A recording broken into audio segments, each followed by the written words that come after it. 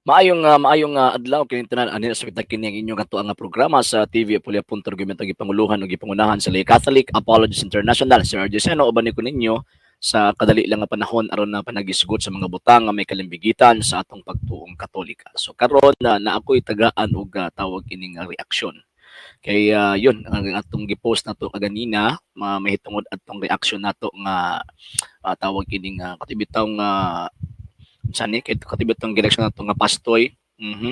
So yun nagkatawa ko sa gitawag og mga komento sa mga dili ingon nato nga nag-comment din na sa kuan, nag-comment sa ato ang tawag ini nga video nya akong tagaan og kuan, akong tagaan og tawag ini mga tubag ang ilahang mga gipang komento. Di man nato mabasa tanan kay limited lang man kini ang ato ang tawag ini nga reaksyon sa ilahang gitawag mga comments. So ayun, gusto lang nako nga tagaan og igong pagtin-aw.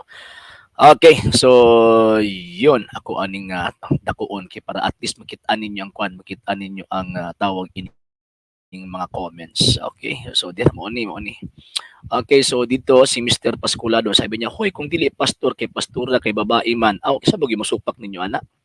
Pero sa tradisyon manggod sa gitawag og Kristyanismo, never ka makadungog nga naay gitawag og kuan, naay gitawag nga nahimong pastor nga babae o nahimong pastura nga babae. Never, never.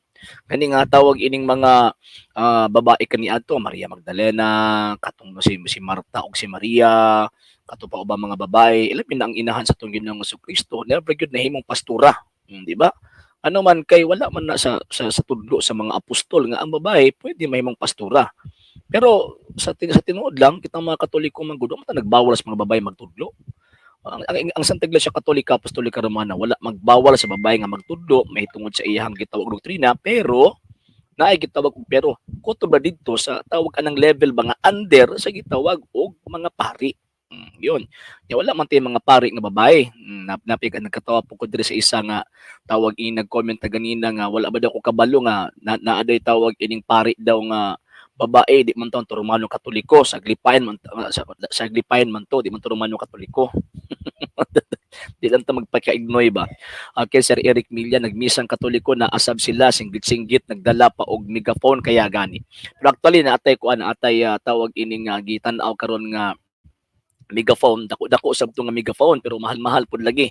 Nya chargeable, kompleto nang iyang tawag ini mga accessories nga pwede na tong magamit pang counter na to ana sa ila. Ato anang ipang counter na sila puhon-puhon kay nasugdan naman namo atong tawag ining Sunday. So yun, ato na nang tawagan ng permentihon, ato na sila pang pangitaon. Kumbaga kay nag-anad na maguna sila god nya daghan ng mga complaints sa mga Katoliko ba nga bisan kanig tawag ini ni kasulugan ang simbahan Katolika nya pagkahuman ang ilang ginahimo magbinastos ba nas gawas.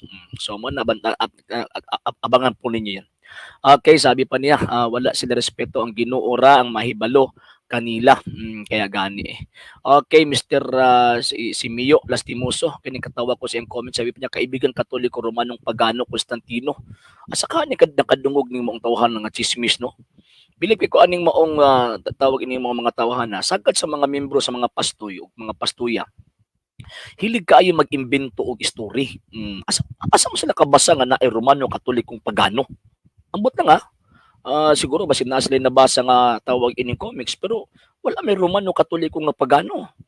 Ang simbahang Romano Katoliko, it is a Christian church characterized by its uniform, highly developed from doctrinal and organizational structure, traces its history from the College of the Apostles in the 1st century AD, Encyclopedia Britannica na. So karon kung yung nilang Romano Katoliko Pagano ay kabangag, binangag na nga klase nga tawag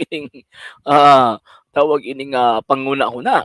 Yung ta magbawal anang sa ko naging una na magitikad makatikista na maganita gitawag og mga madre nga motabang sa mga pare pagkatikais pagdoktrina ni abtong gitawag og mga Katoliko nga buot masayot sa gitawag og pagtuo ta magbawal ana ta magbawal patang bawal babae ang bawal lang is kanang babae mahimong pare or mahimong gitawag og pastor nga naman kay wala na sa Biblia nga ang babae pwede mahimong gitawag og pastoy or gitawag og pastuya. Napay tubag diri sa kuan. Napay tubag diri sa gitawag og pastor lo ni kuno o pastuya kini no. Kuno ni. Ni-quote sila og kuan, Ephesians chapter 4 verse 11 to 12. Ingon pa nila ang uban gihimo niya mga apostoles, ang uban mga propeta, ang uban mga magsasangyaw sa maayong balita, ug ang uban mga pastor ug mga magtutudlo gibuhat ni kini aron maandam ang katawan sa Dios sa pag-alagad aron motubo ug mahimong malig-on isip lawas ni Kristo. Unya nadamoy apil ana. Apil di mo anang maong giingon si San Pablo Efeso 4 11 hangtod sa gitawag og 12 na kanang Efeso kapitulo 4 bersikulo 11 ug 12 kanang gingon nila nga pastor refer na dito sa Acts of the Apostles chapter 20 verse 28 mga obispo. Wa man wa pod magiskot San Pablo nga tawag ining apil ang babae. Ang babae sulod sa simbahan pahilo mo na. Ang sa tawag ining 1 Timothy. Pahilong mo na sila, dili pwede tawag ining paistoryahon or dili pwede nga mamahimong gitawag og pastor. Ngano man kay again sa kasaysayan si Kristyanismo walay gitawag og babae nga pastor. Yung ano pa ni Mr. ni Madam Elizabeth Llanes, kini kwani tawag ini nga membro gihapon is dingon nato apan ang mga tawo nga nahibilin nga wala mga matay pinagistulo ka mga katalagban wala pagayod mobiya sa mga Diyos-Diyos nga ilang gitawag gibuhat may tungod sa pagkapastuya ang gisgutan abot po Diyos-Diyos. Kapag gini sila mahuman ang ributo ba. Actually sa tibuok na kung tawag ining kinabuhi nga yun niabot na ko almost 30 years na nalipot sa gitawag og pagtuo sagad sa akong mga matubang ni mga dingon nato og tawag ining pagtuo sagad ang unang nilang ipaon is kini mga ribulto ilang pasanginlan nga Diyos-Diyos daw kuno na ay wrong mali chismis na sa mga pastoy ug pastuya. Nga naman tungod sa hinungdan wa man tay doktrina sa Santa Iglesia Katolika, Apostolika Romana kanang mga ributo ato ang Dios para mahimo ng Dios-Dios. Mahimong Dios-Dios ang usa ka butang kung giilan nimo na nga imong Dios mo nang Isaiah chapter 44 verse 17. So muha pa matubang sa moong ributo nya moingon nga luwas sa ako kay ikaw mo oy akong Dios. So refer dito directly sa gitawag og ributo or sa gitawag og butang. So dili man kana nga atong pag-ampo katong mga Katoliko dili man kana nga ato ang gitawag og pagsimba kay mosimba ta amahan namo naka sa langit di mo ta moingon nga amahan namo mipilit ka ng ribulto. Nya wa po ta magtuo nga ang mahal na Birheng Maria Dios. Santa Maria gani atong tawag dili Dios sa Maria, di ba? San Pedro atong tawag dili kay San Pedro atong tawag dili kay Dios Pedro. Ngano man kay San Pedro santos kasi Pedro nahimong santos tungod sa Dios. So, pasangin lang kita ng bulong Diyos nga wala man nato na gituuhan nga tawag ining kanang gitawag og mga imahe nato nga mga atuan ng Dios kay ano man ang pagtuong Katolika now this the Catholic faith we worship one God. Nagsimba lamang kitag usa lamang ka Dios. Si Mr. Jeffrey Sanchez ingon pa niya naaman gani bagong pari nga babae pagka-ignorante. Ngano man wala may tawag ining pari nga babae simbahang Katolika. Kanang naay bag-ong giordinahan nga pari daw kuno nga babae isa dito man sa Aglipayan Church dili man sa isang Iglesia Katolika Apostolika Romana ay lagi palabi ang nagkuan ba ayo lagi palabi og tawag ining himo og story ba kay mahimo mong katawan sige daw mog debate unya unsay napala gikan kang Ma'am Josephine Redido sa ingon pa niya sige lang mog debate unya unsay napala ang napala namo nahibaw-an mo tinuod kay debate is a way of levitating the truth usa ka na kapamaagi sa pagpagawas ug pagpasihag sa gitawag og kamatuoran diyan ato makit-an ang tinuod ngano man kay makit-an man nato ang kabug-aton sa mga rason sa matag tao nga o sa matag gitawag og debater so karon yung mga ayaw mo tawag anong pagpakidebate kanang dili makigdebate dito na sa mga tao nga di ka makigdebate ngano man kay ang kanang debate manggod mo gamit magud tama nga reasoning buti pasabot ana kanang lohika ba kanang correct thinking and correct reasoning dili kay tawag ining ad hominem lang himuon dili na debate so sa may napala namo kay na-inform namo katong mga Katoliko sa tinuod and at the same time wa nay mailad ninyo. Okay, Mr. Si Madam Elizabeth Lladores, pastuya siguro ni. Basi kanay mang giluto sir basi diha ka magpaampo. Sure ka? Dili oy.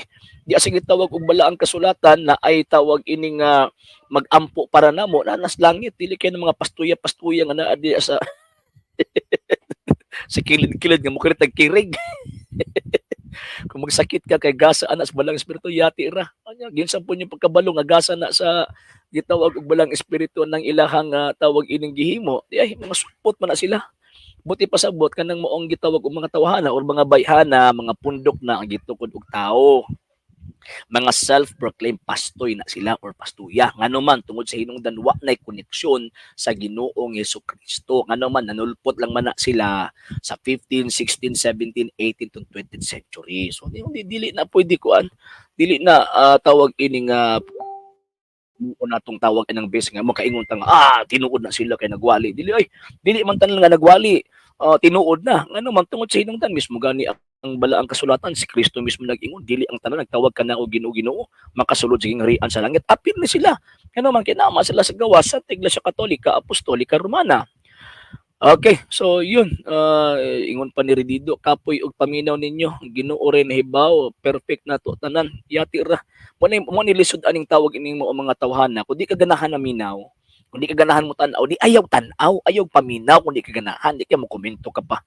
Nya kana bang imuhang tawag anang komento way unod. Okay naman siguro basta i-preach at tinuod pero kamo gasimba gyud mo ributo nanapon ni simba na pagtawag anang ributo mo ni mga tawhan na kusog kay magbutang-butang nga naman unsa may tudlo sa Iglesia Katolika tagay ko ninyo tudlo sa Iglesia Katolika Apostolika Romana ang simbang Katoliko nagsimbag Diyos nagsimbag ributo mingon bang Katoliko nga I believe in one God nga naa si ributo pataka lang mo. Okay. Si Madam Elizabeth Liauderes ingon pa niya luyag kalag ani. Oy, kami pa no iluoy og kalag. Ngano di sa inyo madam ang inyong tawag ining mga kalag. Swerte di kay mo. Naa ni nang santos ninyo, naa ni mga tao nag-atog langit tungod sa anang sekta nga inyong gipasakupan, kaluoy ba? Kay lutusan jud ninyo ang mga alagad sa Ginoo. Mga alagad na sila sa Ginoo nga mura man na sila uhong ng buto lang tungod lipak. Nadagog dihog sa anointing sa balang espiritu kay ang Ginoo nakakita yati ra kasi nag-ingon po ni madam nga tawag ining ang Ginoo mo tawag ining nagdihog sa iya ha basta naa gani ka sa gawa sa Santa Iglesia Katolika Apostolika Romana dili Ginoo ang magdihog nimo kundi ang magdihog nimo ang demonyo nga naman tungod sinungdan nga nisupak man ka may kontra man ka sa iglesia o sa lawas ato ang Ginoong Jesucristo gawas gani ka sa simbahang Katolika ni kontra ka kang Kristo ngano man kay si Kristo ug ang simbahan dili gyud na pwedeng magbuwag uban gyud na always dili na pwedeng magbuwag dili na pwedeng magbuwag si Kristo ug ang iglesia uban na siya always. So kung ikaw magawali ka, nagtuo ka nga mensahero ka, dapat na ka sa sulod ni ining maong lawasa. Abi ninyo nga no, kay ang tinuod nga magawali dili bulag kang Kristo. Kining ganing babae ninyo nga propeta-propeta ninyo, ang pastoy-pastuya ninyo. Dili gawas man na simbang gitukod ni Kristo. Kung gawa sila simbang gitukod ni Kristo niya magwali-wali sila gabuot-buot lang madisgrasya inyong kalag din na tanawa. Pakutan-an ninyo ng moong gitog pastuya, anang naabay nalangit na to. Di nakatubag. Ngano man kay bisan gani siya di pa kasiguro siyang kagaling malangit ba siya? Ngano man tungod kay again ang manluluwas si Kristo dili sila. Nya asa man gihatag ni Kristo ang kaluwasan? Gihatag ni Kristo ang kaluwasan diha sa iyahang gitawag og iglesia. Mabitaw ningon si San Pablo, Ephesians chapter 5 verse 23, ingon pa San Pablo nga si Kristo ang ulo, ang iglesia mo iyang lawas ug siya mismo ang manluluwas niini. So kung naa ka sa gawa sa iglesia gitukod ni Kristo, kinsa man imong manluluwas? O kung magpasakop ka aning tawag ini kinsa ni pangalan niya? Katong tawag ining pastoy si Alexa Prinsa Pastuya Alexa Princess Balgos. Pangutan ikaw ba manluluwas? Kung mutuo mo ana siya inyong manluluwas. Kung matuo mo ana, siya ang inyong manluluwas. Ngano man kay nagpatuo man siya nga iya sa Dios. Unya nakigtupong siya kang Kristo. Abi ninyo tungod sa hinungdan may kontra siya sa iglesyang gitukod sa ato ang Ginoong Jesucristo. Mo man punto. That's the point Okay, naapa din isa pinaa din okay, basta sulpot di jud na mahimong tinuod mao lagi.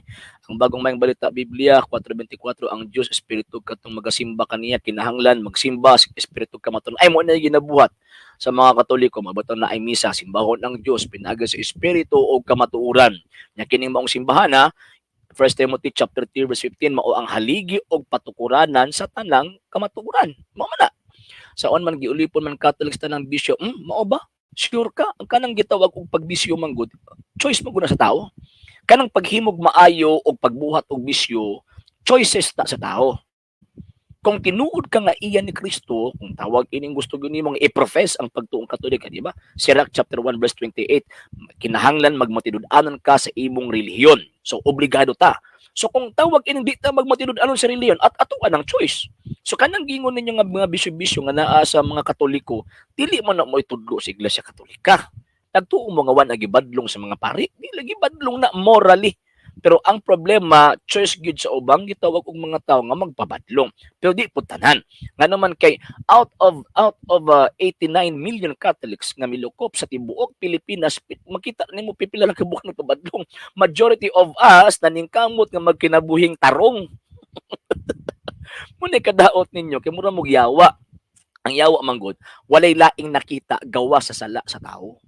Wala kining maong gitawag og mga tawhana para mailag ta, ang ilahang tawag anang himuon, magsige naglabay og lapok, magsige naglabay og lapok. Unya kutob siya makita nga sayop, maora na ang ilahang gitawag og tanawon. So ngano nakaingon man ko nga maora na ang tanawon, kay wa man tan-awa tong mga santos nga nahimong santos. Katong mga tao nga nahimong santos, for example, San Ignacio de Loyola, badlungon man to kaniadto. Pero yun, nahimong tawag anang magwali may tungod sa Ginoong Jesucristo ug sa iyang gitawag og simbahan na nahimong santos. Oh, kinsa pa si San Agustin. Oh, mga paggiitan ng mga badlungon kaniadto pero ayun nagbago ang kinabuhi and at the same time nahimong gitawag og maayong Katoliko, nahimong santos. Oh, ngano di man ninyo naiskutan? Nganong puro lamang kadautan ang inyong nakita nya pagkang pasanginan pag yun ninyo ang Katoliko simbahan. Sa pagpabadlong sa katawo pasanginan ninyo di ka. Sama ra ba nga ato nagpabadlong si Judas, si Kristo inyong pasangin lang tungod kay nagpabadlong si Judas. Ingon ana ang inyong tawag ining mindset. So dili na mindset sa tinuod na Kristiyano, mindset na dito sa mga tinuod na gitawag og iyas yawa. Yun. Okay, ako daghan ni mga comment ni. Okay na napud ko pangutana, pwede ba ang pari bayot dili pwede. Dili pwede. Naman lagi tawag an mga nabalitaan lagi namo nga gitawag og pari nga problema na nila. Dili na problema sa Iglesia Katolika. Okay, ingon pa din most of Roman Catholic beliefs okay, and practices regarding Mary are completely absent from the Bible. Kasi nagsulti yung pastoy ninyo. Kanang paghatan natong pasidungog sa mahal na Birhen unbiblical na. Pag sure ninyo ay Saint Luke chapter 1 verse 48 ingon pa sa mahal na Birhen Maria, sukad karon ang tanang kaliwatan magngalan kanako bulahan. Ay kaliwat na mis babae. O mo na mo magtawag mig bulahan sa babae. Maghaptag mig veneration ni anang maong gitawag og babae. Kamo ay kaliwat mo musbitin mo na sige mo pangataki ni anang maong gitawag og bayhana. Mo pa dinhi, where did those beliefs come from?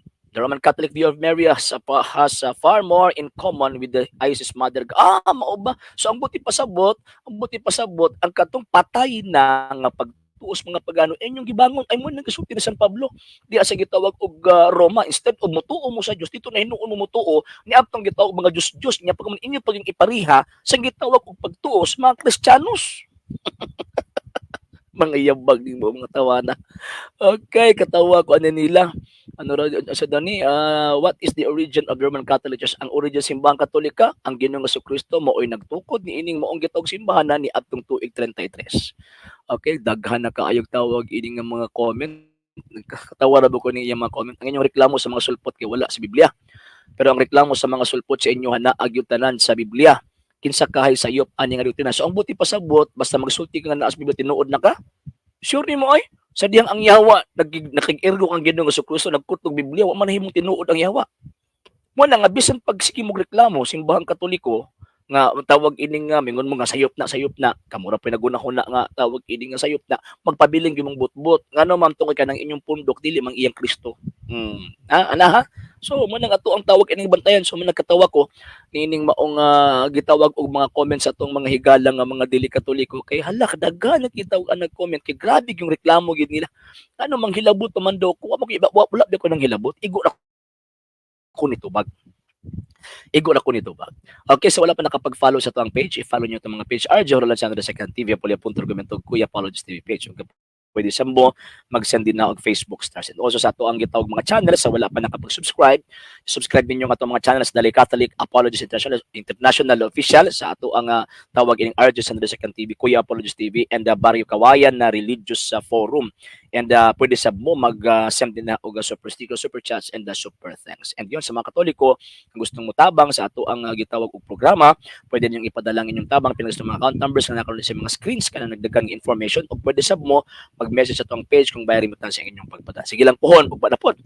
Sa lain na pong tawag ini kayo, sa lain na pud nga face sa ato ang presentation concerning sa pagtubag sa mga dili Katoliko. So yun, atangin ninyo always ang ato ang gitawag og programa, and i-share ninyo kining ato ang gitawag mga videos, at least na ating mga Katolikong matudluan sa atong pagtuog di na mailad sa mga tao nga dili Katoliko. Okay. So sa ngalan sa tibok prayer sa Stevia Pulia Punto Gubito gipanguluhan ug gipangunahan sa Lay Catholic Apologist International sa mga kaubalan sa LCA, gusto na mga Katoliko nagasubaybay nagkatabang nagasuporte ng mga programa kini yung ubos nga lagad ug suspectong Katoliko sa RJ Seno temporary man ninyo biingon Ecclesiam Servire et Fidem Catholicam Defendere. Ave Maria, viva Cristo Rey.